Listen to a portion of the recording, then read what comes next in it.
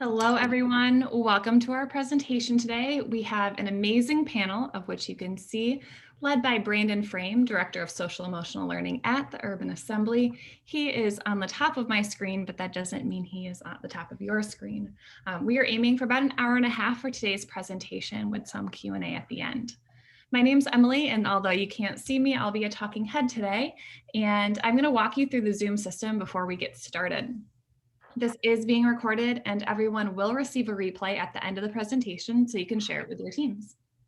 If you're having trouble seeing the screen, you should first exit the full screen view. If you still can't see the lovely participants, you can double click on the small box in the top middle of your screen and that should bring them up.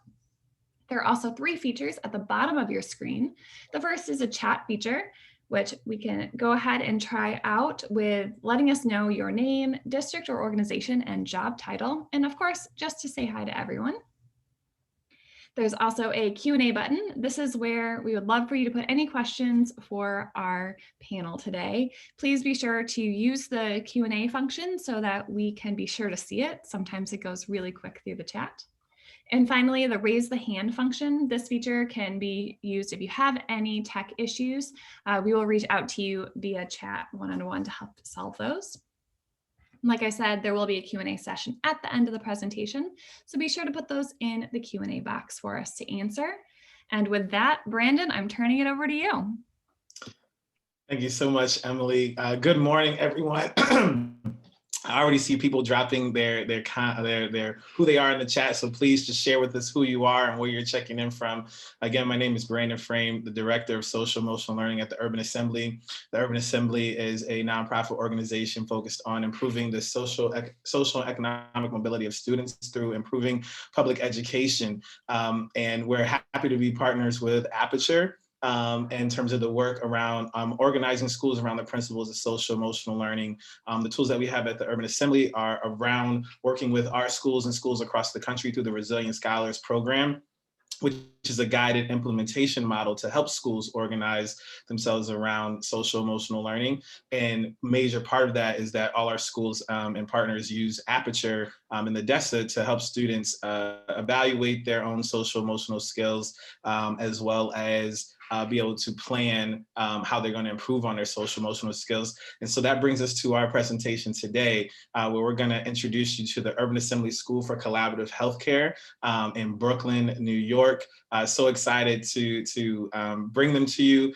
The title of today's presentation is In-Person, Hybrid, or Virtual, SEL Never Stops. This has been a year like no other, but that is not, that even through that, we know that we need to build on the students' social emotional learning skills, as well as our adult social emotional learning skills. And this school has been able to do it no matter the system of teaching, whether it's in-person, hybrid, or virtual. It has not stopped. Students have been able to have advisory and have direct instruction of social emotional learning skills. They have been able to assess and plan around their social emotional learning. And so I think that it's important for everyone to share and to hear how they have done that, no matter whether we were in person, hybrid, or virtual.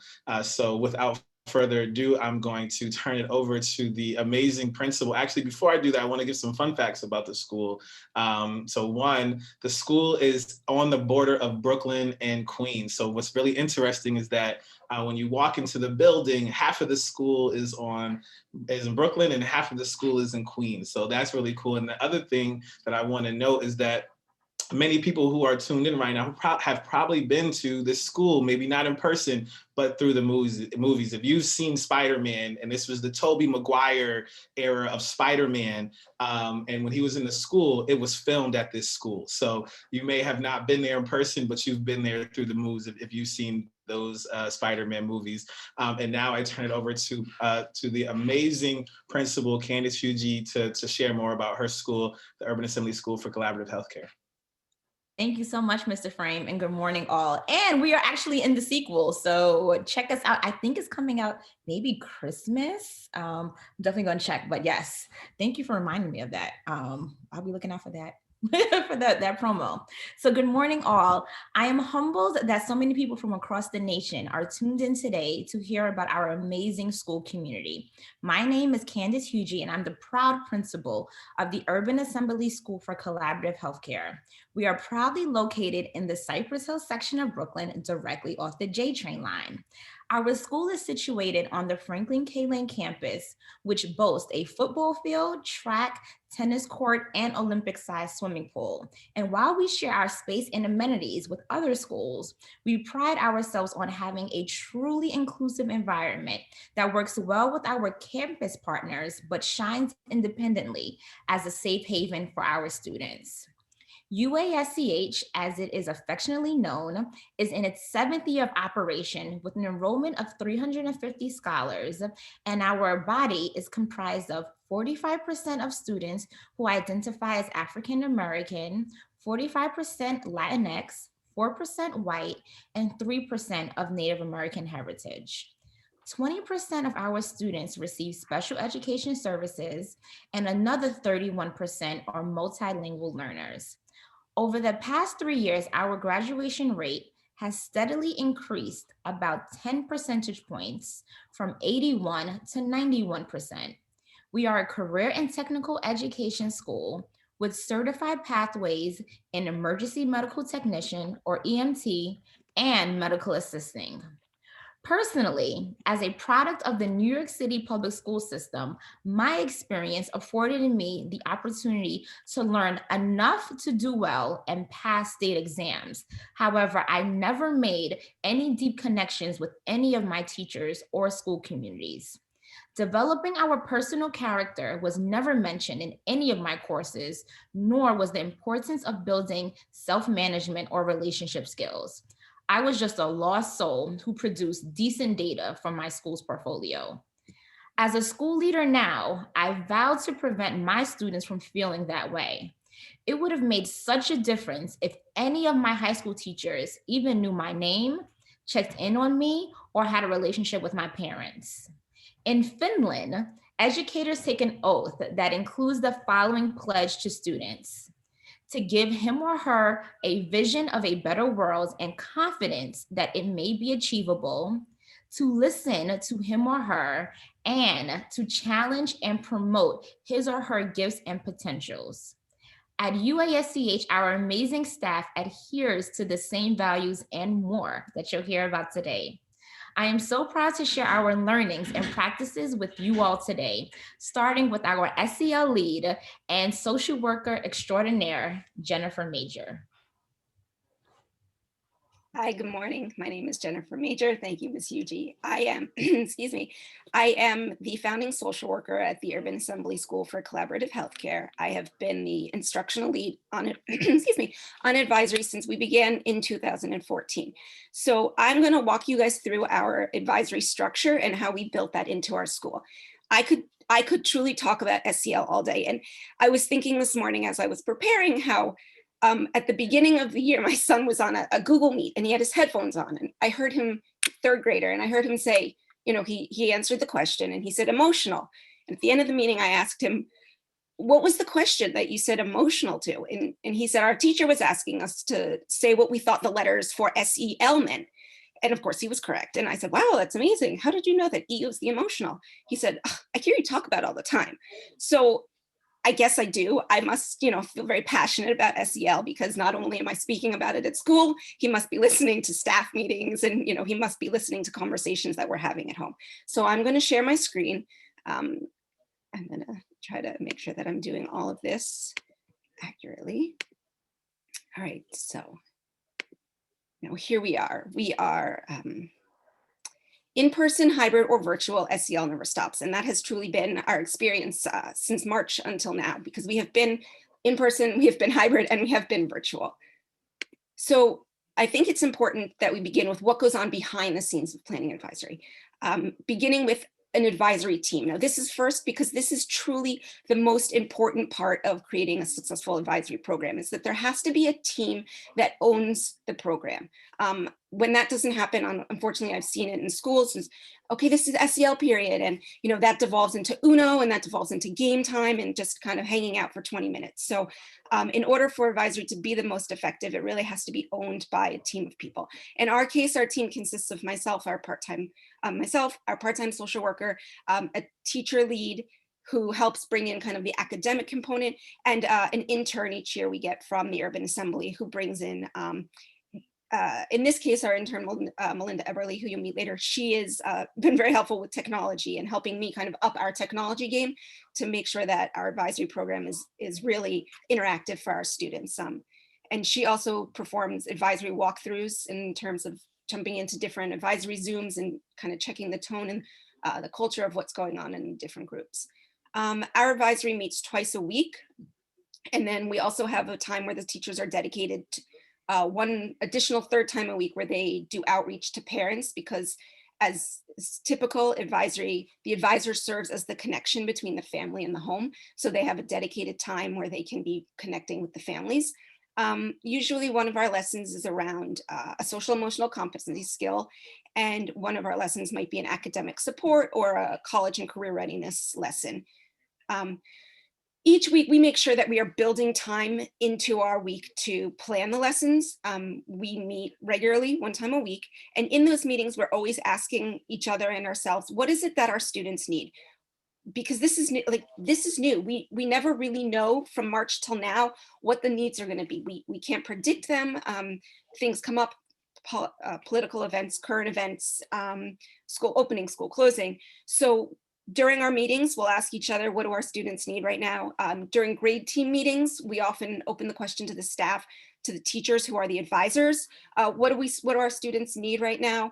And that helps with the staff buy-in as well, because if they're offering a topic or a theme, they're more likely to want to connect to it because they're already connected to it by bringing it to the table. We also, in our staff cabinet meetings, we might say, what's going on in the school right now that we need to bring to advisory. There might be a new grading policy, there might be an upcoming school event. So those are opportunities for us to brainstorm how we can use our advisory to roll out some of these announcements. Our advisors have also gotten very creative with the ways that they build connection and community with our students. So we have WhatsApp groups, and a lot of our teachers created their own Instagram specific for the school so that they can DM with students who might be spending a lot of time on social media, but not necessarily checking their email. So we are really creative with the ways that we connect with our students as advisors.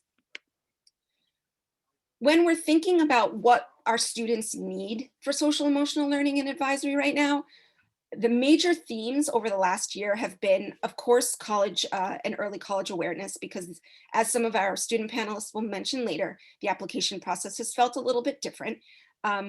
Goal setting, we are in another environment. We don't have the opportunity to check in students the same way we used to. So we have to make sure that we're setting and following up on goals. Work ethic, as we have all of this unstructured time at home, how are we using it to our advantage? We also know that there's been a lot of talk and conversation about student mental health right now. So we built in time for self-care and mindfulness, and we teach them how to meditate and how to take time to take care of themselves and reflect on their own needs.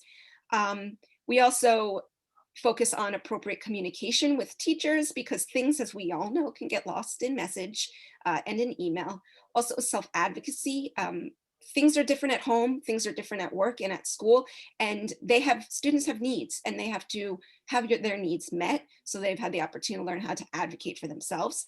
Time management, as mentioned before, what to do with all of this unstructured time and how to make it work for them.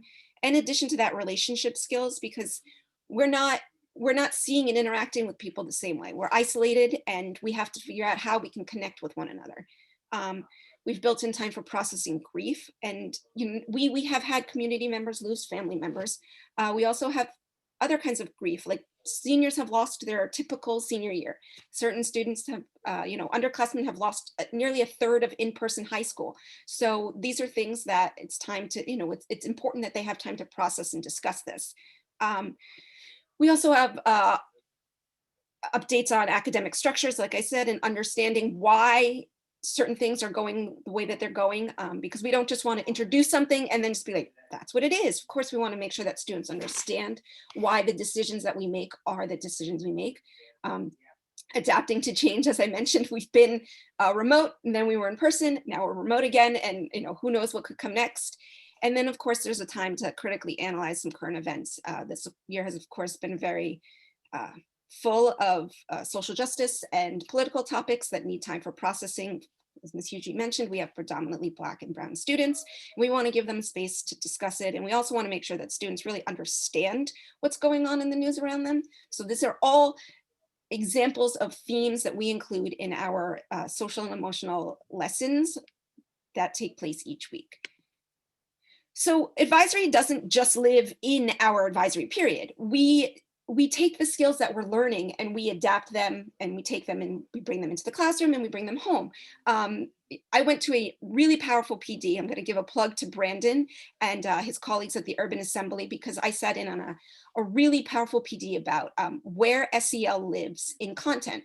And as a social worker, I have a good understanding of what goes on in the classroom, but when I sat down and I thought about, wow, if you're doing a turn and talk, you really need to have relationship skills. What if the person you're turn and talking to isn't someone that you like? Or if you're having a do now, you need to make sure your social awareness is on point, because this is when you realize that everyone has turned it on and we're working now. Or if you're in a Socratic seminar and you get really excited about what the teacher is talking about, there's the self-management piece has to be there so that you hold your thought and you wait for your turn. So, in addition to SEL living in every classroom, we try to bring advisory and the ideas out of advisory. So for example, when a teacher makes a referral in the academic ladder referral, the first person we want them to reach out to is the advisor, because we're looking for the whole child. What information can the advisor provide the teacher for their referral, so that we're not just seeing what's happening in the classroom. We might now know what's happening at home as well. Advisors are also invited to attend and facilitate restorative conferences as an advocate for the student. We have activities where we do advisory competitions to help build school culture. We have a very, very robust holiday decorating contest that even in the virtual world, we did not let die. So we bring in advisory teams for school-wide culture activity. We had a recent battle of the advisory GPAs, where we had like a Sweet 16 bracket model, and each week, whichever advisory showed the most growth, they moved forward. So this really helped the advisors and the students hold each other accountable, because as a team, they were moving forward. And then, as we know, we're partnered today with Aperture. We had a DESA dissemination earlier in the school year, and students used their results to set goals for personal growth. I'm just going to show very quickly how we recorded this. Of course, when we have one Google document that is slowly loading. We have one Google document where we keep all the students' goals in one location so we can revisit them from time to time. Oh, that sounds like a crash upstairs. Okay, sorry about that. Now, in every lesson plan, so we've talked about what goes into planning the lessons, but when we get to advisory, we have lesson plans created for the staff, for the advisors who are content area teachers. Every lesson plan includes a scripted lesson with all of the necessary links that they would need to disseminate the lesson to the best of their ability. We understand that not all teachers are automatically comfortable and natural at discussing SEL, so we create a very robust and a very thorough lesson that they can follow if that's what they need. If somebody is a teacher or an advisor who's more comfortable going off script, that's okay too. And the more personal touches you can put to it, the better. I mean, there's nothing the matter with bringing in your own ideas and your own experiences with certain SEL competencies. Each lesson also includes a very full PowerPoint. It has bright visuals.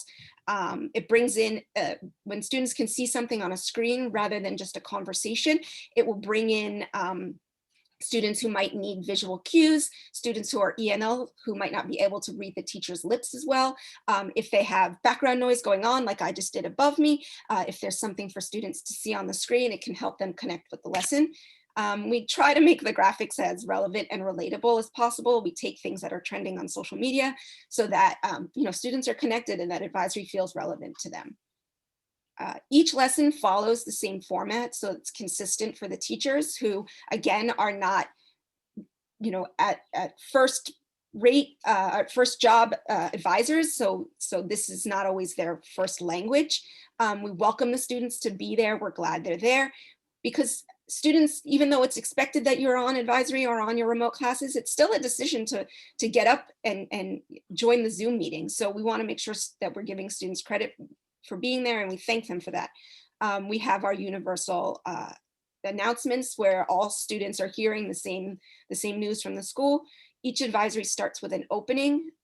We use the circle model in school when we're in person, which is where we're all required to sit. It's something we've normed, and that allows for participation across the board, where students are, there's no beginning, there's no end, there's no better, there's no worse. So we use the opening as a replication of the circle where everyone can participate. The lesson, of course, the meat of the lesson is relatable, it's real time, it's replicable. We're going to go through a couple examples of lessons in a moment. And then again, we have a closing where we bring the lesson back to a little summary with a question. And again, it brings the students back by giving them the opportunity to participate in the chat or verbally, and it closes out the lesson for the day.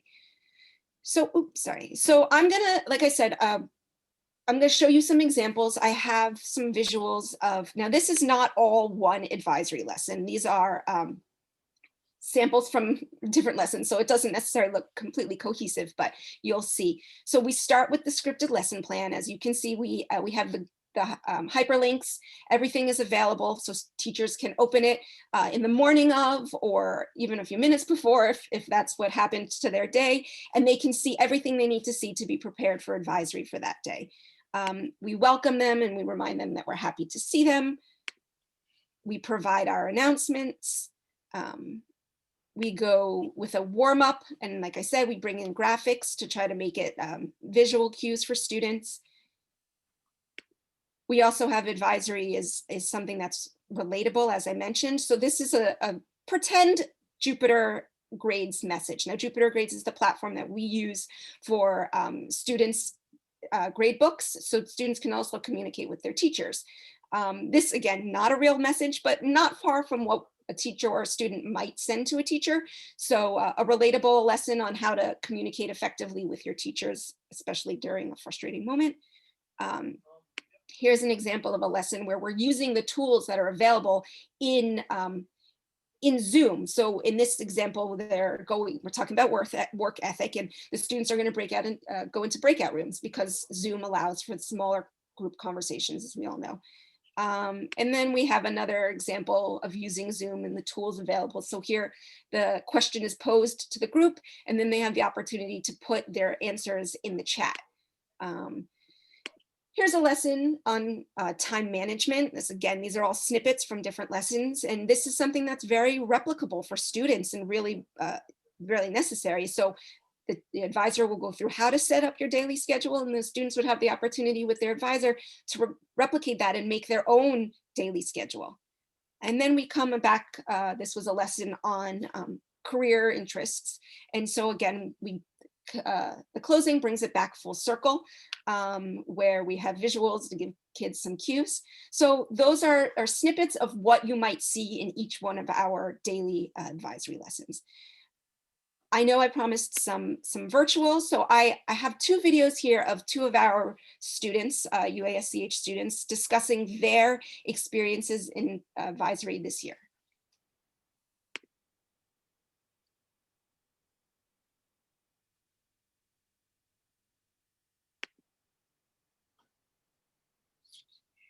Hi, Melanie. Would you be able to introduce yourself? Good afternoon. My name is Melanie Rodriguez, and I'm an 11th grader at UASCH. Thank you. So I'm just going to ask you a couple questions about remote advisory at our school. Would you be able to tell me what lesson has been the most fun and engaging for you since we've been fully remote? The lesson that has been the most fun and engaging would have to be the food wars lesson, where we had different examples of different ways to eat different types of food. And in the end, we had to decide which style of food fits best with our interests. While my peers were having a debatable argument and supported with evidence as to why they agree or disagree with each other, I was able to come to the conclusion that we all share similarities and differences. It also taught us to keep our options open to trying new things. Great. I'm glad you enjoyed it. It was a lot of fun. And would you be able to tell us what lesson has been the most meaningful for you and has stayed with you since we've been fully remote? The lesson that has been the most meaningful and has stayed with me would be when we were creating our SMART goal after we had taken a short quiz about ourselves. After taking this quiz, it made me realize that I too have weaknesses and strengths. I chose a specific goal that I wanted to work on. With this goal in mind, I have already started working on strategies I can use in order to achieve it. I've been practicing time management, communication skills, which is in correlation with my goal. This goal has not only made me realize that I have to work on it, but it is showing me that in order to achieve it, I must have dedication and I must work hard. Great. Thank you, Melanie, so much for your time. Okay, so that was Melanie, and as you could see, the second reference that she did make was to the DESA, which is the self-assessment that we use that's disseminated by Aperture. Now we're going to see Eulene's experiences with advisory.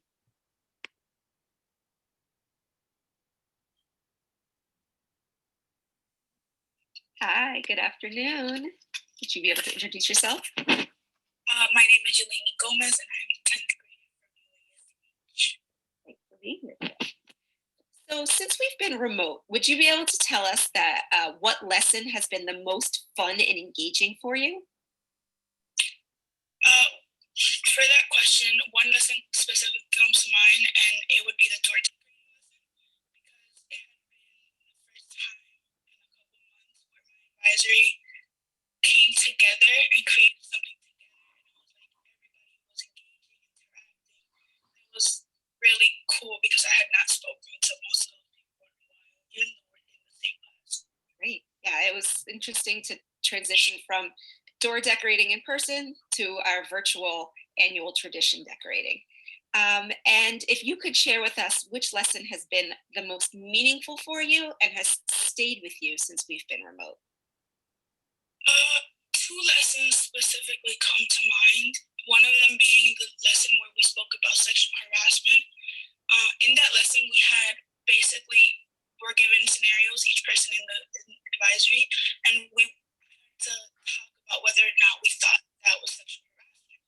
And it was really cool because it not only opened the floor for everybody to voice their opinions, like talk about what they think, but it also gave us girls the opportunity to share specifically with the guys, like, hey, this is what's okay, this is not what's okay, like, this is what makes us comfortable. And it also is like important because it helps us understand that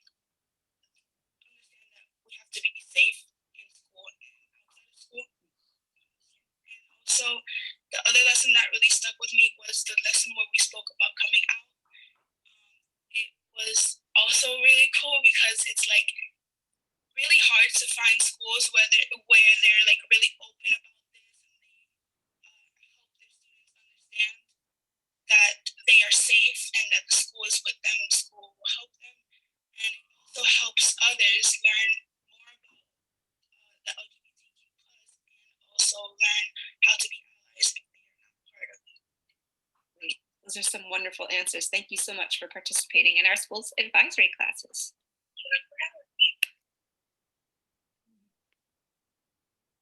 And so I'm just going to conclude with some other words and experiences that our students and families have had. I have a teacher who shared this with me after she did a lesson with her advisory on mindfulness.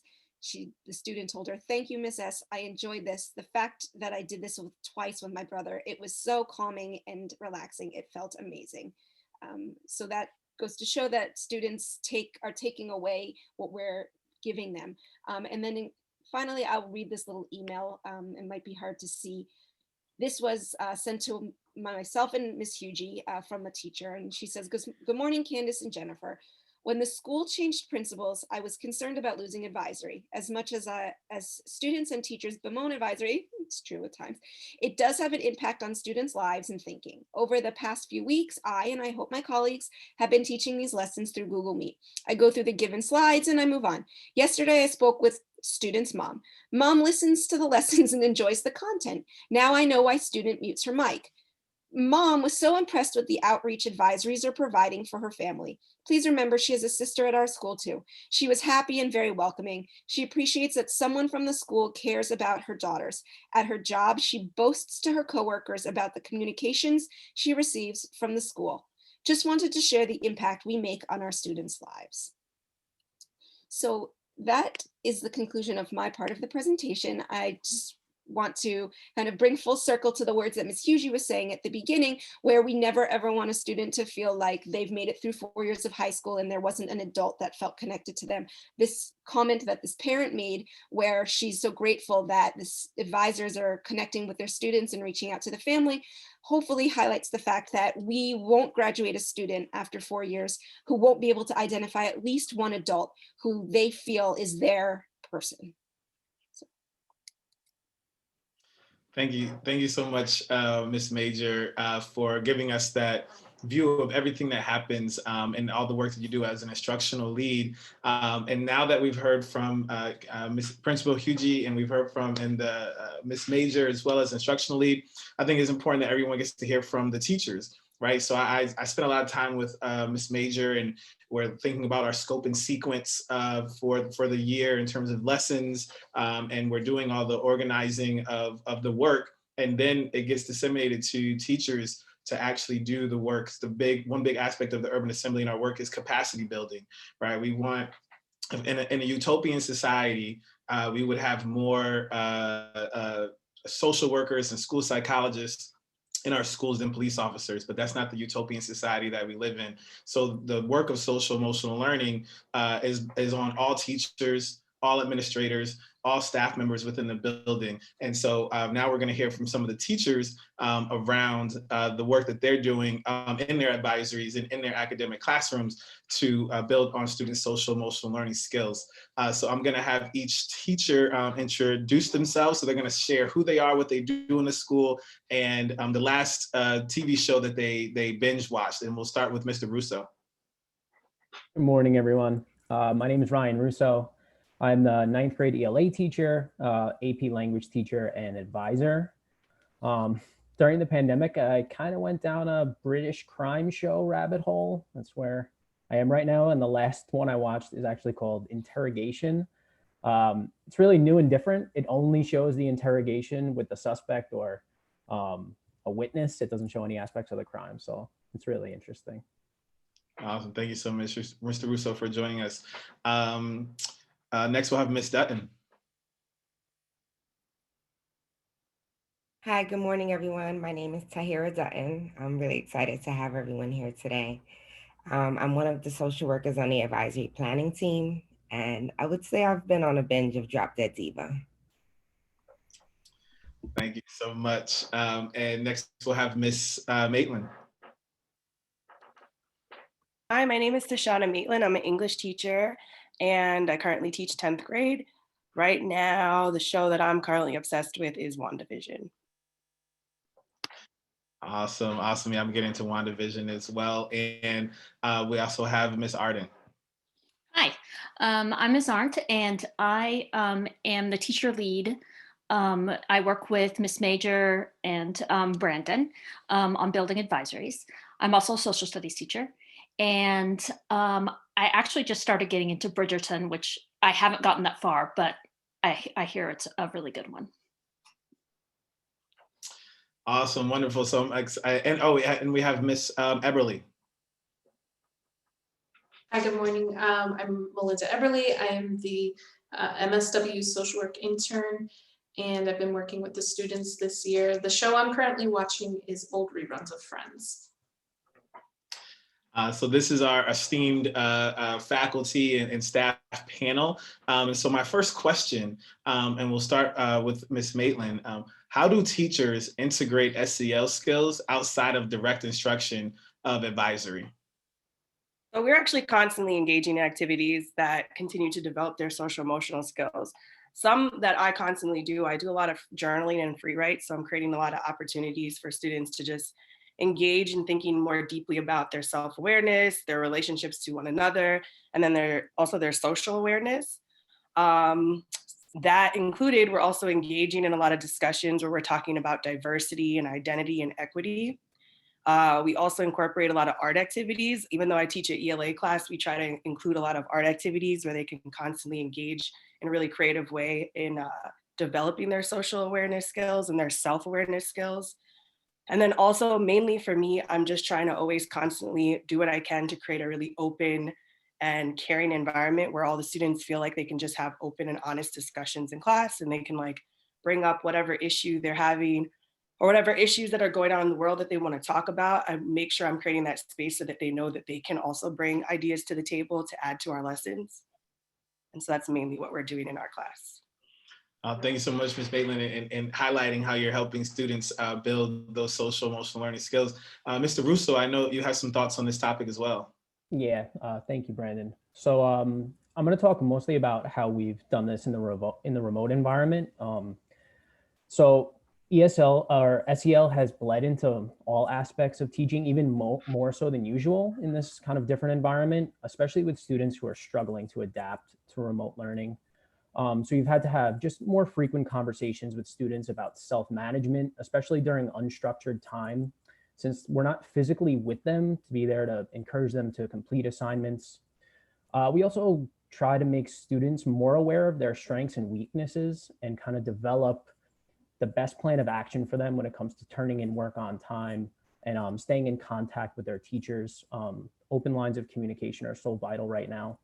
So some students, we might help craft messages to other teachers if they're having trouble asking about certain grades or when certain things are due, or if they're having internet issues and things like that. So we try to foster those relationships as well. Absolutely, Mr. Russo, thank you for landing that for us. And so that brings me to our next question, which is around the country, one of the biggest things that people are talking about is adult SEL, right? We want to do this work with our young people, but we also have to work on our own social emotional learning skills as adults. So my next question, I'll start with Ms. Arndt, is how do teachers learn to teach social emotional learning skills? Yes, so we do a number of PDs at UASCH in order to introduce and work through social emotional learning skills so that teachers are aware of it. In addition, and this kind of piggybacks on what Mr. Russo and Ms. Maitland was saying, that social emotional skills are kind of integrated into UASCH in a lot of different areas already. For instance, we have something called Kid Talk that we're starting in our grade teams, where we're trying to reach kids that are having a hard time with remote learning, because that's what we're in right now is remote learning. And we talk about the kids in regards to their social emotional learning skills. So teachers are already talking about kids in regards to where those skills are. So it's an ongoing conversation.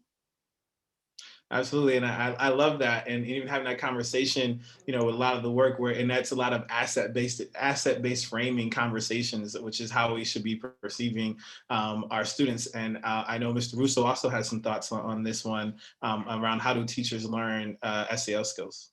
Yes, so I would say it's mainly through experience. So this could be through like direct experiences where we're specifically trying to learn SEL skills through like taking part in restorative circles to try to experience what our students will experience when they're in advisory, where we would like take a look at our own strengths and weaknesses as both, educators and as individuals. And also I think just SEL takes place in our interactions as a staff and with our administration. So things like setting SMART goals and constantly checking in and things like that are always happening. And I mean, I think that helps when we're trying to teach our SEL skills to our students. Thank you so much for sharing that. And with that, we'll move right into this next question. And this ties to the work that we're doing as a school and using Aperture around what feedback do students receive around social emotional learning. And Ms. Dutton, I would like to start with you. So if you could share a little bit about the feedback that students receive around social emotional learning. Sure. So I've received positive feedback from students. They have felt like the DESA has given them tangible, objective feedback, things that they can reference back to. Students have reported back to advisory and said, hey, I've identified other skills that I could improve and other areas that they could continue to enhance. So I think it's been really good for them. Absolutely, yeah. I love reading the sheet that Ms. Major shared and showcasing, the goals has been amazing. Ms. Eberly, can you give us a little bit of thoughts on this as well? Sure. So we did the DESA self-rate this year and went through that with them in advisory. And then once they did the self-rating and they got their scores back, then they were able to set SMART goals.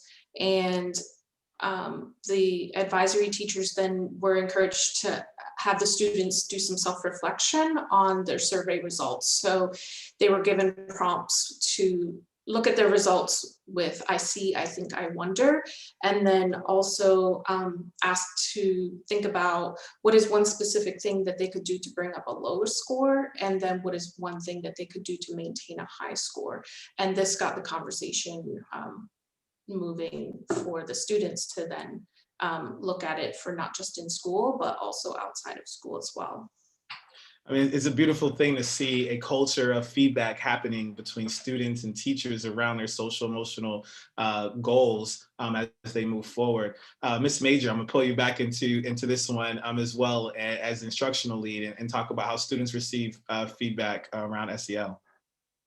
And again, as I said in my presentation, it's not just happening in advisory, and Mr. Russo and Ms. Maitland mentioned, and it's in the classroom, and even in like a restorative circle or a restorative conversation that we might have with a student and a teacher, we always start with the student strengths, and we ask them to identify their strengths in their class and within themselves. So the conversation around what you're doing well is happening in each piece of their school day, whether it's the classroom, advisory, or even in a place where they might not be there because they did the right thing, but we make sure that they know that they have strengths and they have things that they can bring to the table. Absolutely, I love it. I mean, I look forward to being able to come back in person and see all the work that we've been doing in a virtual environment and how will it manifest inside the school building. And so that brings me to my next question, which is, I know everybody that's tuned in right now that is in as a guest and everybody here that is participating, there's that student, right? Who is that student that inspires you to continue this work, and why, when we're building out, working on students' social emotional learning skills? And so Ms. Eberly, if you could share about a student in the time that you've been there, who's a student that inspires you to continue this work, and why? Yeah, so Laura's a student that I've been working with. It's been really great to see her growth over the past few months. So she has been asking a lot of questions about social emotional learning and how to build her skills in not just her relationships in school, but with relationships with her family, and then also looking to the future into how she could use them in college. So she's not even a senior yet, but because of SEL skills that she's getting in high school, she's thinking about that for future use.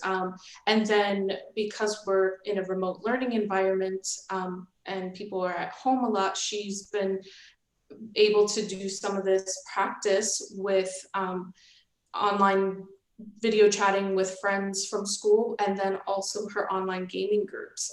We've talked about how she's been having those conversations there as well.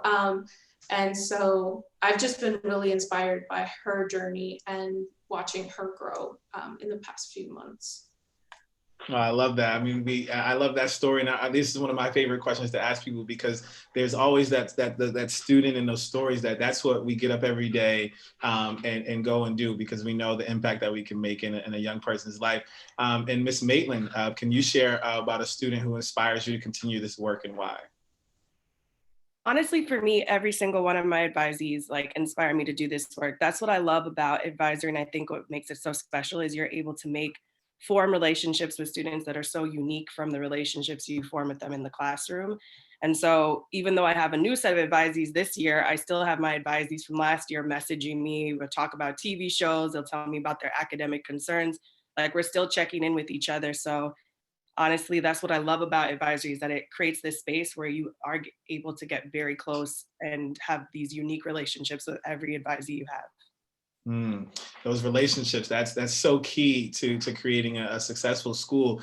And so the next question that I have is that, you know, we're sharing a lot of amazing things and a lot of positive things, but that doesn't mean that challenges and opportunities don't arise. And so I'm here from you, Ms. Dutton. What challenges and opportunities have arisen during remote SEL instruction? Well, to be transparent, I think the students that need us the most have been the hardest to reach. And I think this has been an opportunity for us to think outside the box and find creative ways to engage with them and to keep them communicating with us, rather it's through advisory, rather it's reaching out to them on WhatsApp or finding another platform, but also just realizing that we need to be unique in our approach to every student. But I've also seen some really good opportunities, and to Ms. Maitland's point, creating more healthier, unique relationships with students that we may not always get to meet on a day-to-day, which has been really helpful as well.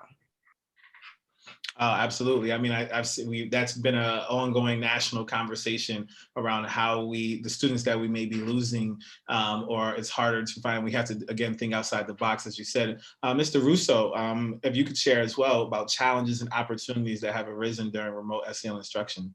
Absolutely. I think the biggest thing is that advisory and SEL work isn't taking place during a defined period of time. So it's not during the advisory period. It's not even during school hours. It's happening at all times, all hours of the day. And as Ms. Dutton talked about, we're trying to do it through different mediums, which is a real challenge. It's very hard to have nuanced conversations and show empathy and encouragement through emails or through WhatsApp or sometimes through Instagram messages. But it's what we have to do, because students have to stay in contact with us, especially students that are going through a crisis. But we really do miss face-to-face interactions when it comes to conversations like that. And you hit on some just thing that adding on to that outside the box, like it might be an Instagram direct message to get in touch with students, right? Whatever it takes to make sure that you know what students are, that they're okay, and how you can be supportive. So thank you for sharing that. And my last question, and it ties back to the adult SEL development. And so I'll start with Ms. Arndt. What SEL skill are you developing personally that is helping you with doing the work of working with students? Each time we do an SEL lesson that's focusing on time management and using, like the academic SEL skills, I always have to relook at my time management and go, maybe I could use some of this myself. So definitely time management. I think we can, in the virtual world, I think we have all realized that most people are working harder now than they were maybe when they were not virtual, right? The time management and so many different competing interests, and you're working at home and family. So thank you so much for sharing that. And Ms. Dutton, if you could share what SEL skill you are developing and how that's been helpful in the work working with students. Sure. So I would definitely say I've enhanced my social management and social awareness. As a social worker, we are trained to meet young people where they are and just be flexible in what that looks like. And I think remote has definitely encouraged that more. So if students aren't comfortable turning on their cameras for whatever reason in their circumstances, saying it's okay, you can put your message in the chat box, or starting sessions gauging on a scale of 1 to 10, how are you feeling today? Because as the advisor and as a social worker, I have to realize that everyone's not always in the best space, and I have to figure out what needs they need in that moment and be flexible in what that looks like. Phenomenal. Thank you so much for sharing that, Ms. Dutton. And so that's going to conclude our staff faculty panel. So you've gotten a chance to hear from the principal, Ms. Fuji, around the school and getting a dose of what makes up the school. You've heard from Ms. Major around how advisory is structured and organizing the principles of social emotional learning around the entire school. You've heard from the staff. What does that look like? We got an overview, but what does that actually look like, and hear from teachers and faculty? And now we're going to hear from the students. We're going to hear from them around, well, what is that experience like to have a school organized around the principles of social emotional learning? And so I'm going to turn over to Ms. Major, and she's going to be doing the interviews with students so that you get an opportunity to hear directly from them around their experience at the Urban Assembly School for Collaborative Healthcare. Thank you again, Brandon. And it just hearing my colleagues' experiences always really fills me with a lot of joy and pride that this is the team that I am so lucky to work with. And these amazing students that I'm going to have a discussion with right now. So I'm going to ask my students some questions, and as they answer, I'm going to ask them to introduce themselves as well and to share something interesting about them with our participants. So first question we have is, what is SEL and why is it important? Anastasia, start with you. Okay, so hi, my name is Anastasia Morris and I'm a senior here at USCH. A fun fact about me is that I am a twin and he's on this call. To me, SEL is gaining the skills of knowing how to interact in social situations and managing your emotions. And SEL is important because these skills help me respond and help me understand what I'm feeling, why I'm feeling this way, and how to respond to this emotion. And SEL also helps us with the relationships in both at home and school. For example, as a moody teenager, self-awareness teaches me to be nicer to my parents. So that's something that's important. Yes, thank you, Anastasia. And I'm going to add that another fun fact is that she's a seasoned pro, and Anastasia also participated with Brandon in a panel last year that was supposed to be in DC, but given the time, it ended up one of the first of many virtual conferences. Chris, let's hear from you. My name is Christopher Velasquez and I'm in grade 10. Fun fact is that my favorite team is the New York Giants. SEO is not just something in school, but it's something that I could use around me. And the skills that I learned in SEO, I can actually apply to myself in the future. For example, college. It is important to me because it helps me control my emotions from going AWOL, especially during the time of the pandemic. Thank you. And I'll add another fact about Chris is that he is so eager to participate in any school activity that a student can participate in. And we're so grateful to have him as our sophomore rising junior. Moving on to one of our next questions. How have SEL skills helped you be successful in school, at home, in your community, especially with the challenges of remote learning? So we'll start with Ashadon. Good morning. My name is Ashadon Morris. I'm in the 12th grade, and fun fact, I'm the twin of Anastasia Morris.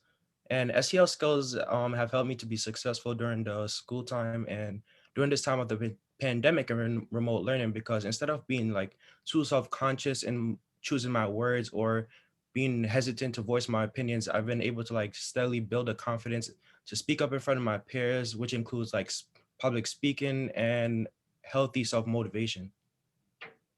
Thank you. And there's no option but to speak, because your teachers, they need to hear you because they may not see you. And I'm going to add that Ashadon is a PSAL record holder, which means that he has a New York City Public School Athletic League track record in New York City, which is an astounding accomplishment. So that is the other half of his fun fact. He was too modest to share. And let's hear from Milan. Okay. Hi, my name is Milan Monroe. I'm a freshman, and fun fact is my birthday is March 31st. Okay, so SEL skills help me be successful in school. Like, for example, SEL skill is time management, right?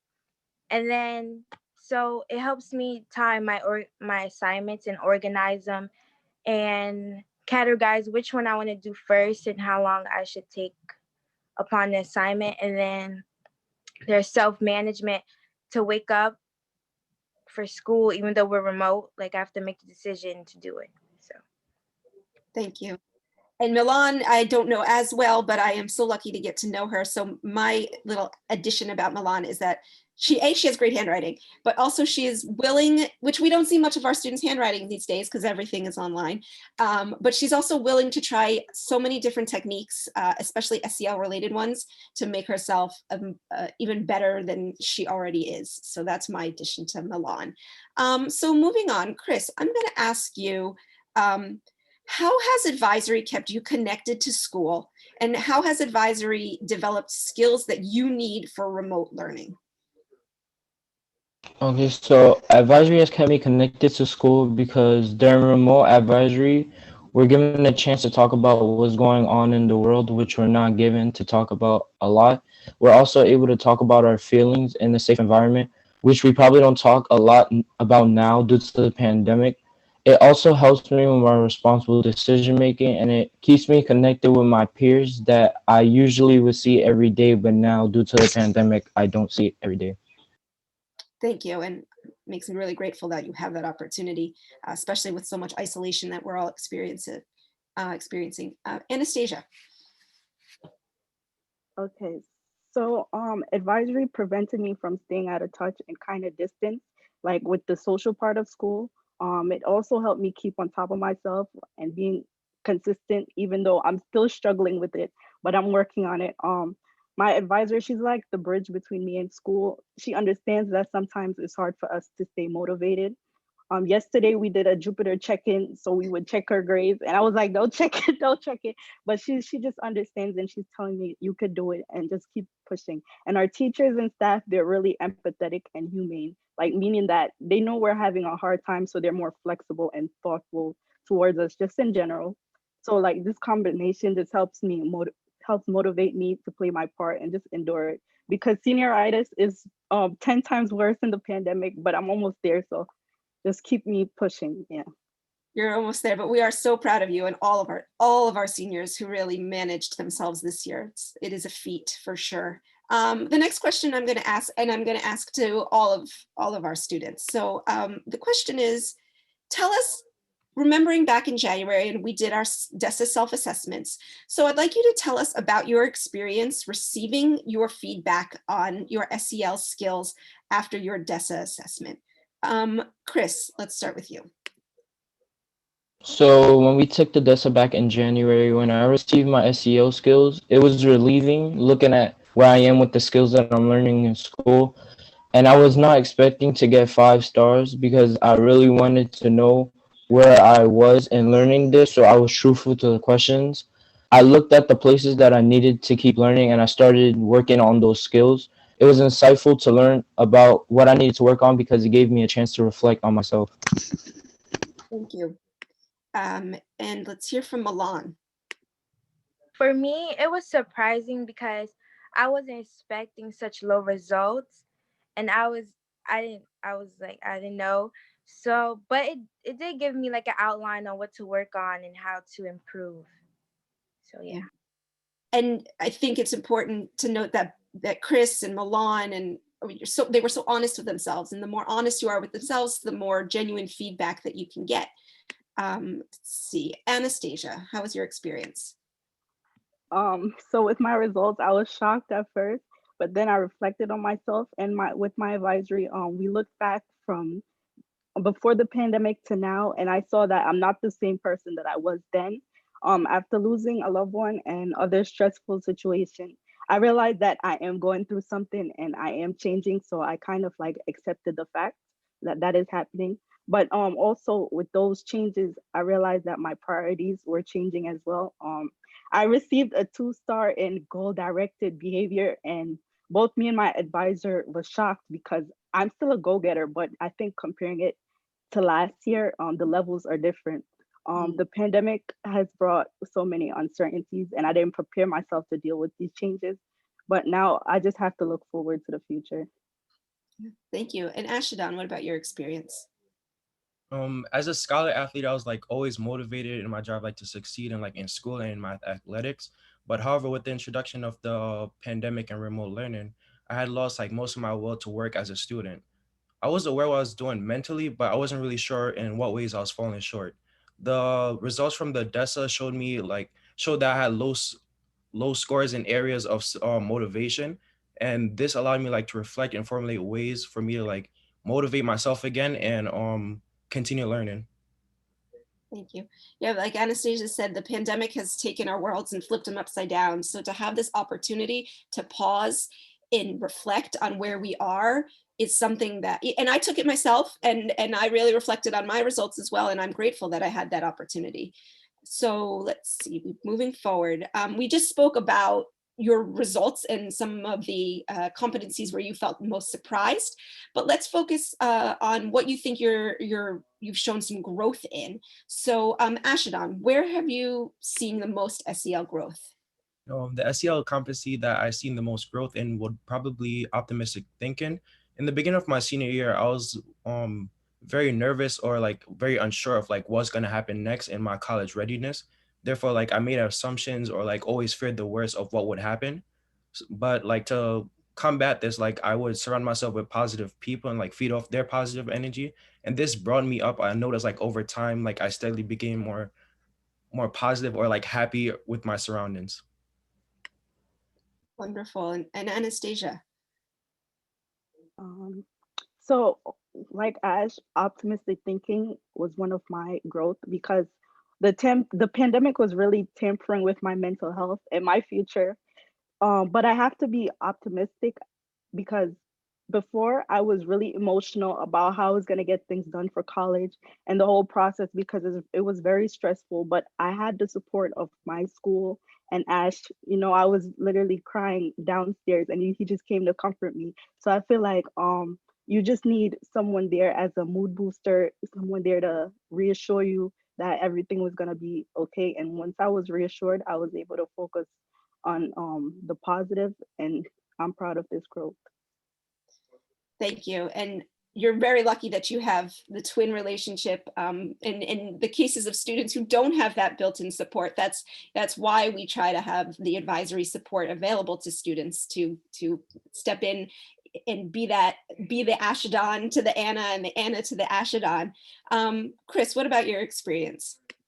Well, I'm probably most proud of my growth in self-management because when I was a part of in-person learning, I tended to get distracted a lot and I tended to over-apply myself to activities that I couldn't give 100% to.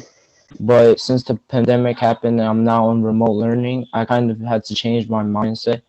And now I'm able to limit my distractions so I can focus on school and I'm able to apply myself to activities that I know I could give 110% to. Thank you. And I know that there was an activity that you were interested in applying for as a student ambassador, and you said to yourself, wait, I need to slow down a minute and give a little more to what I am doing. And that is self-management right there. And you're doing it. Milan, what about you? For me, it was responsible decision making because 8th grade, like before I entered high school, I wasn't responsible about decisions, even in school, regarding assignments, which ones to make priority, deciding if I wanted to do them or not. But now I've been able to work on that since the past experiences, and I'm better now. Thank you. And I appreciate all of your honesty and sharing openly with us, especially about your mental health throughout the last year. So Ashadon, how has advisory impacted your relationships with your teachers? I've been able to branch out to them and ask them for advice on life choices and not just ones of like academic importance. In my own words, I would consider many of our USCH teachers eccentric, especially my advisor who treats her advisees like just like her family. And their experience that they have, they also share with us, which gives us the human aspect of they're not just teachers. And as a result, I'm able to see them not just someone that hands out work or someone in charge of our learning. Thank you. And Chris? So advisory impacted my relationship with teachers in actually a really positive way. It helped me see them more as a person and less as a homework machine. I've been able to see them in their personal lives and just not as a teacher in school, and I've been able to build relationship with them that I never thought I would have had. Yeah. Thank you. Yes, we are not homework machines. And I appreciate that you guys are able to recognize that your teachers are humans and they are on the other side of their computers figuring this all out themselves. Hopefully something we will never have to do again, but in that it is still something brand new to all of us, and it is a learning process, and it is still a learning process. So thinking about SEL and the things you've taken from advisory, I'd be curious to know what would be different about your own community if you felt that kids used more of the skills that you've been taught. Milan, let's hear from you. More kids, they'll be self-aware of what they're doing and how their choices impact their lives. Because I feel like their choices could be more better if they have these SEL skills and they know everything and how to put them in their lives, and then everything would be a little bit more better. Yeah, self-awareness. Adults can use it too. We all have to see the impact of our behavior. And Anastasia, what do you think? Okay, so in UASTH before the pandemic, we had several clubs and programs that help students like build relationships with their peers and teachers. So my classmate in like 2 weeks ago in advisory, they were telling me that this club, Young Knights, it's a program for schoolboys that teaches them how to be gentlemen and leaders. So that program helped them, they were saying that program helped them be more comfortable in their school community. It kept them busy and off the streets. So when students do come back to school or like other programs are being implemented, I think more schools and students can benefit from these programs. That was life-changing to my classmates. And with this, other students can feel more safe and comfortable and more involved in their school community. Yes, I can't wait to get back in person and continue with some of these clubs. So we're going to conclude with one final question, and this will be for Chris. Let's see. Equity is about making sure that kids have similar opportunities to succeed regardless of their background. How do you think SEL skills help us improve equity? Well, I would say that social emotional learning helps improve equity because SEO are what kids should be taught while growing up because it enables them to have different thoughts on situations rather than one solution. It enables them to have different skills that they should be able to apply to themselves in situations that they're not normally comfortable with. And it'll also be helpful even after high school. For example, if you get a job, you might be getting the gist on your social emotional skills and not based on jobs that you had prior. Thank you. And final thoughts, and Ashadon? SEL skills that help us to like improve equity for students, especially for inner city school students who are sometimes at a severe disadvantage because of their upbringings. This allows students to bridge the gap caused by like social unawareness and gives them the opportunity to succeed in the real world and not be held down by their environment. Thank you. SEL skills are life skills. So with that, Brandon, I'm going to bring it back to you for Q&A.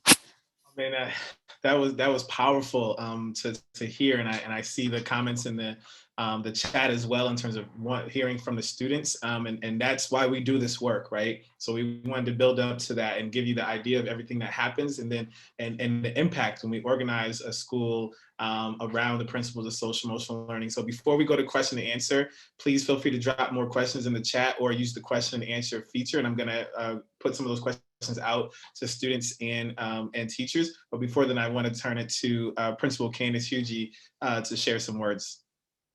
Yeah, thank you everyone for coming. I just wanted to give one note or a charge or a like a charge to all the educators.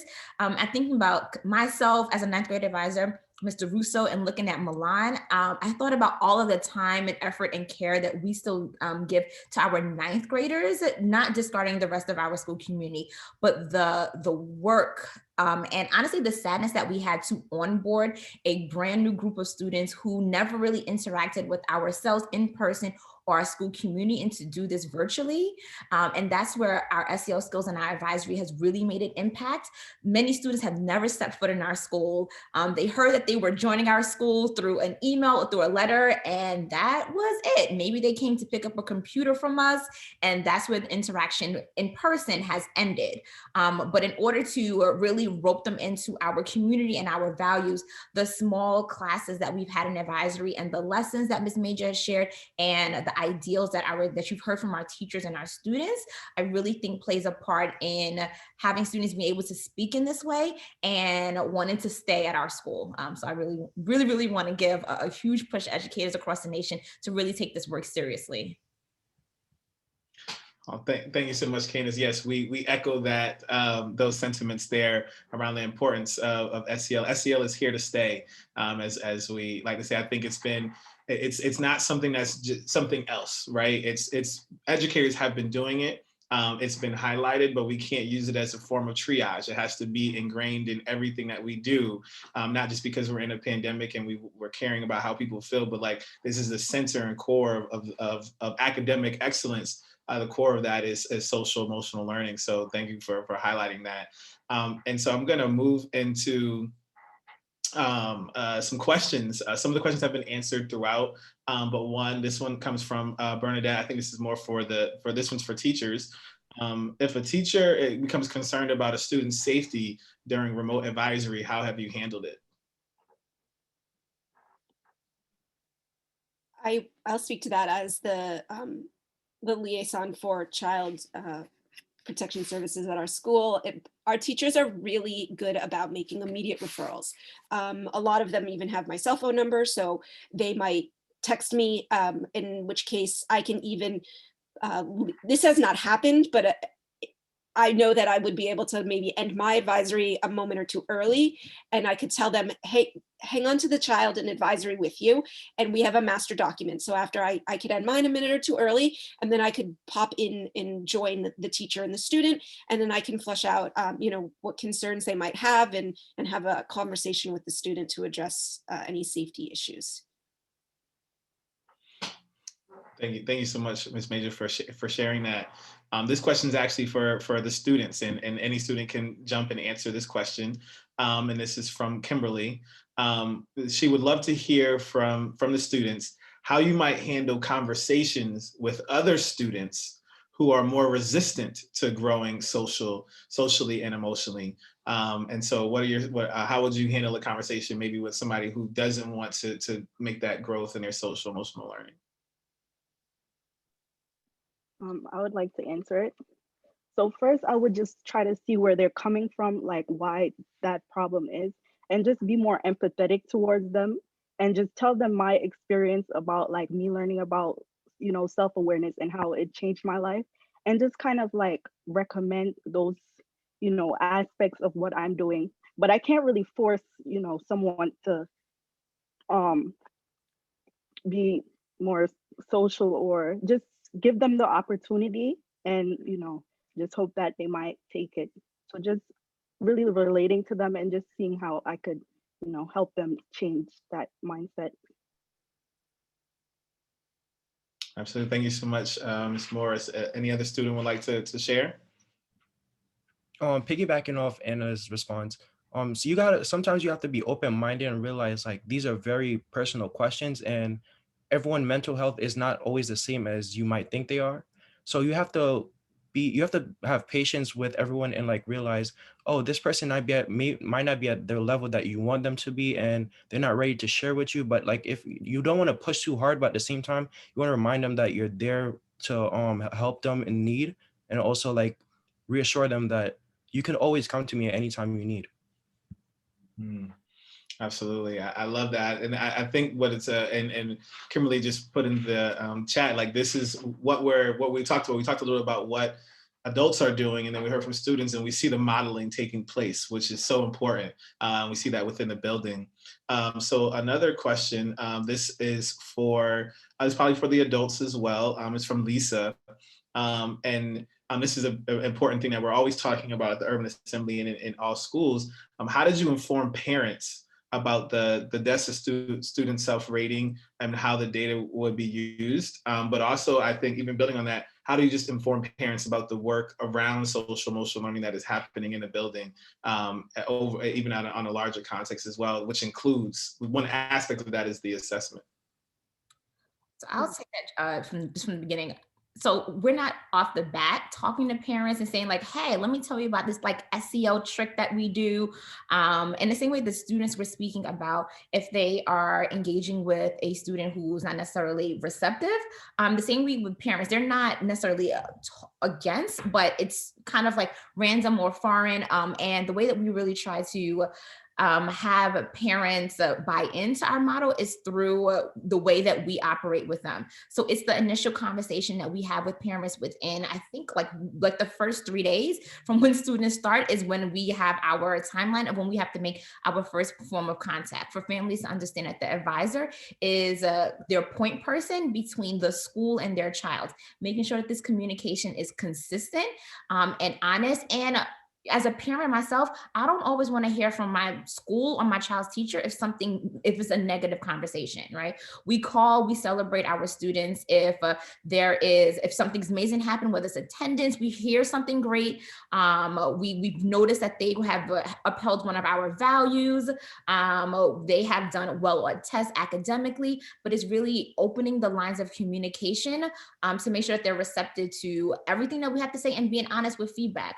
I think our students are able to speak in this way, and we're able to speak with each other as colleagues and as adults and as friends, quite frankly, because we're being open and honest. We've all dealt with a lot. We dealt with trauma and we've shared this experience with the students, and families then can in turn rely and lean on us as well, because we are honest and open with our families just as humans, as persons. And I'm going to add that, and then on the broader scale than the individual advisor outreach, which is taking place on a weekly basis, we also, in the parent coordinator's newsletter, we put the information that the DESA was coming up, and there was a document that explained what was happening there. And we also use the parent newsletter, and we use the school Instagram that's widely followed by students and parents to shout out certain social emotional growths. For example, the advisories that won the battle of the advisories, those advisories got shouted out for accountability and follow through, and the advisories that won the door decorating contest got noticed. So we also use our broader systems to highlight some of the SEL and growth that we see taking place. And conferences. Yes, student-led conferences. Thank you so much for sharing. Another question. This one is from Azadith, and this is to teachers and staff. And I think it's a really important question. What things are you doing daily and intentionally to make sure that your mental health is good while you're helping your students with their mental health?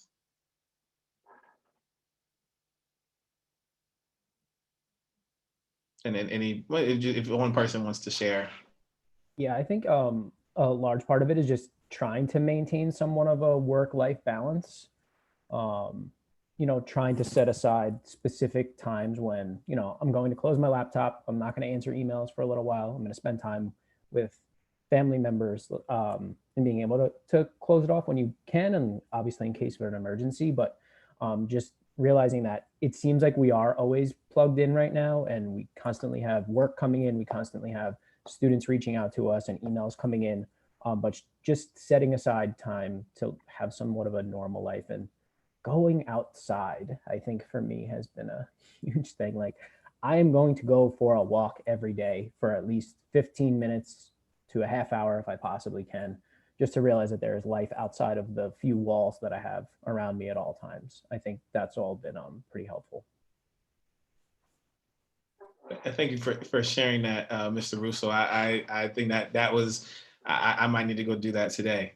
So I thank you for sharing that. And just one thing, so we also have staff self-care sessions that we do collectively as a staff over Zoom. They're led by different facilitators, so it doesn't feel like it's like one of our own staff. And they encompass just us being in touch with our self-care, someone leading us in meditation and breathing practices, and we do that together as a staff, as a community over Zoom. I love that. Thank you for sharing that, Principal Fuji. And I think that that's something that I think people will even take and like, you know what, we should institute that as well. So next, these few people have similar questions. So I just want to acknowledge them, Jenny and Ebony, and also anonymous attendee. So it's a group, but it's is there a recommendation as to the number of students in an advisory period? And then the second piece to that is every teacher an advisor, or are there certain teachers who take on the responsibility? So ideally, a good size that allows for all students to feel like they participate would probably be like 8 to 10, but that's not necessarily realistic. You can't spread an entire school out in rooms of 8 to 10 because classes, obviously, there's just not enough classrooms for that. Our advisories usually are about 11 to 13, and we make it work. So while it's not the most ideal number, it does work, and everybody in our school, including administration, is an advisor. But that maybe Ms. Fuji would speak to that about programming and whatnot. No, I'm not going to actually talk about programming. It is done by her amazing assistant principal and our guidance staff. It is a conundrum that we definitely spend a lot of the summer trying to figure out.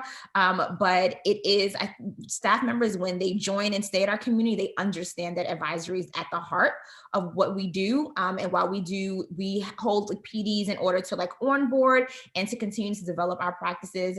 Everyone's an advisor, everyone buys into it, and we all kind of like learn from each other and learn these skills together as a staff. And our support staff and admin are also advisors as well. And they don't have to be, and I thank them for doing this. Absolutely. Thank you so much for sharing that. And so to build on that, getting into the self-assessment piece, and these are some of the questions here. Do you just use the self ratings? Do you also use the teacher and parent ratings? So I know this year we did the self-assessment, but maybe speak to in previous years how teachers have evaluated students and using that. And then how often are the ratings conducted? I can answer, but if any of our teachers want to speak, so I'm not, comparing last year's experience where we as the teachers rated the students versus this year where the students rated themselves. Anyone want to take that before I talk?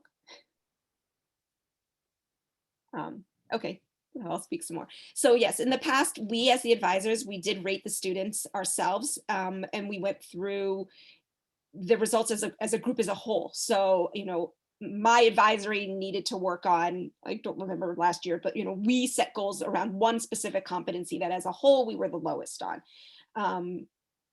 This year, as we all know, we felt that we didn't know the students as well. Some kids have only come to advisory and maybe they have their camera off. So we felt it best that we let them have the opportunity to rate themselves. In the future, it would be a perfect pairing for us to be able to rate the student, for them to be able to rate themselves, and to really see where we feel there's similarities and where there might be discrepancies, and why the students and the teachers' ratings are not necessarily aligned. I forgot what the other part of the question was. How often are ratings conducted? The rating is done, this year we got it done a little later than I'd like. We did it at the very beginning of January. We had been originally in person, and then they shut down high schools and we went fully remote. So there was a little bit of a delay while we had to shift programming and whatnot. So that caused a little delay, but it's typically done around Thanksgiving and then around May, because students the teachers need time to get to know the students so that they can effectively rate them. And then there's time in between to set goals, show growth, and then again, the rating at the end of the year. Absolutely. Thank you so much, Ms. Major.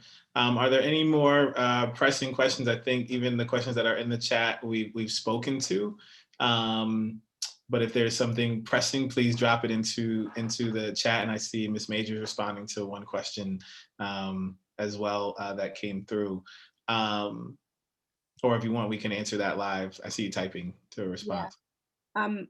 It was just about, I know there's a lot of questions always around like using social media, and we did allow, administration allowed for teachers to create Instagram accounts specific to, like, you know, Mr. Russo ELA and your favorite principal. So the accounts are public. There's nothing that's happening that everybody else would not be able to see, because in a pandemic, you have to be as creative as possible to reaching the students. And that term sliding in the DMs is very real in our school. Our guidance counselor does a phenomenal job of running our school Instagram, but I would say, I don't even know how many questions we get a day from students, and they get an answer almost immediately. I have to remind myself sometime of what we're doing, and I check out Instagram. Like, wait, what's happening today? But it is, I mean, on the teacher end, from what I have students, and I've gotten some really serious, especially over the summer, some really serious concerns that students have had. And, you know, they have a number for me, but it's easier for them to access us through Instagram. And it has, I think, has honestly transformed the way that we've done recruitment and the way that we have access directly to our students. But we can honestly have data points to show how our engagement has increased by just opening this one line of communication. Yeah, and I mean, I can speak to some people are having, you know, they may be a little weary of, you know, connecting with students on social media, but we just had a good conversation when we decided to do it. Like when lockdown was happening and we were like, we're not sure when we're going to have face-to-face with our students, and we all decided to do it. And it was just like, well, what is the purpose of this tool, right? And the idea was, as people have spoken to, maintaining engagement with students, them being able to see our faces every once in a while, which for a while there, they weren't able to see our faces, and, you know, giving them important information. So like often on the UASCH feed, there is very important information about upcoming events, town halls, things like that. When I was posting when I was having my office hours, like, hey, office hours is starting in 10 minutes, and it would increase people coming to office hours. And also highlighting, working out, people post their food, what they're eating. Yeah, it was, and what was the last thing that I was gonna say is, yeah, just like giving them a window into our lives. Like a lot of students have talked about, like, the good thing about advisories, they get to see teachers as something beyond just being an educator, or as Chris coined the phrase now, which I'm gonna use, the homework machine. They got to see us as people a little bit, and we were able to kind of be like goofy and like try to put a smile on their face every once in a while. So, and also highlighting student achievement. So I remember when students were receiving their acceptance letters to colleges, we were posting throughout that day the different images of students with their acceptance letters. And it was just, it was really great to see the feedback from all of that. In addition, as a social studies teacher, a lot of times on my Instagram, on my UASCH Instagram, I will repost figures from history or contemporary figures that work in the sciences or are unknown but have done great things for the world, that are people that are female or people of color, because I think that there's a lack of representation in the world. And so I kind of just try to stick that in there so that the kids see faces that look like theirs in all of these different ways that they're not normally seen in our culture. Wow, thank you so much, Ms. Arndt. We're pretty much at time. One, I just want to thank all the students for being a part of today. I want to thank the Urban Assembly School for Collaborative Healthcare for being open to the idea of doing a showcase and sharing some of their best practices and their work. I love healthcare and I love visiting, and like I said, I look forward to when school opens up again and making my trip on the J train. It's actually one of my favorite trains to ride. I just want to again say thank you to everyone who tuned in today from all over the country to learn more from us. You can definitely reach out to Aperture to learn more about assessment at the Urban Assembly. As you can see, we're focused on mostly grades, high schools and middle schools, around organizing the principles of social emotional learning in schools and helping build the capacity of a school to do this work, which ultimately will move our students forward so they can be successful humans in the world. And so again, thank you for everybody for taking part. Thank you again to Urban Assembly School for Collaborative Healthcare. Thank you to to Aperture for being our partner in this work. And so I hope that everyone has today's Wednesday, so everybody have a wonderful Wednesday. And I hope that you'll join us. This is the first of a 3-part series. The next one is on April 12th with Business Technology Early College High School, which is no advisory, no problem, and learn how they adapted their school to the structures around social emotional learning, but they don't have space for advisory in terms of their scheduling. So how did they do direct instruction and meet the needs of their students when advisory wasn't an option? And then on April 16th, we'll be doing it with AIM 1 and New Vision's AIM 1 and AIM 2 charter schools, which are in Brooklyn and the Bronx. And they are alternative settings. And so we're going to learn more about how they've organized their systems to teach students social emotional learning development. So again, thank you everyone for being here. Thank you to Healthcare, Urban Assembly School for Collaborative Healthcare. Thank you to Aperture, and have a wonderful Wednesday. Yes, and thank you on Aperture's behalf. Thank you to our amazing panel today. And Brandon, you did an absolutely phenomenal job gathering this amazing team of students and staff.